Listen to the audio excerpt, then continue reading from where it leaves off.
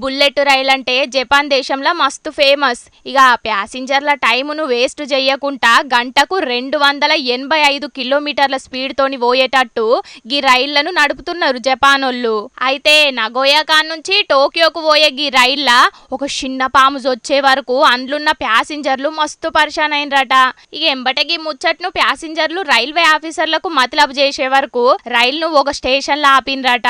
ఎన్నడు 2 నిమిషాలు సుతం ఆలస్యంగాని రైలును ఏకంగా 17 నిమిషాలు ఆపి పాము కోసం రైలును షేకింగ్ చేసిండ్రట ఆఫీసర్లు. అయితే పిల్లులు, కుక్కలు, పచ్చులకు రైళ్ల పర్మిషన్ ఇచ్చే వాటికే ఎవలో పాములు సుతం పట్టుకొచ్చిండ్రు.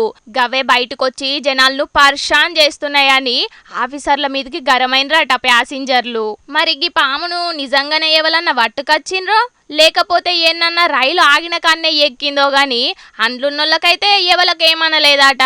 కానీ పామును చూసే వరకు ప్యాసింజర్లు అందరూ మస్తు పుగులు పడ్డారట.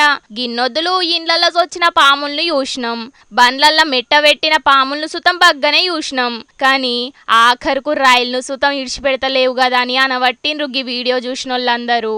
అయినా ఆ స్టేషన్ల నిమిషం ఆగని రైళ్ల జనాలు ఎక్కనికే మస్తు తిప్పలు పడుతుంటారు. గసొంటిది గీ పాము బుల్లెట్ రైలు ఎక్కిందంటే చాలా చిత్రంగానే ఉన్నది పోన్రి.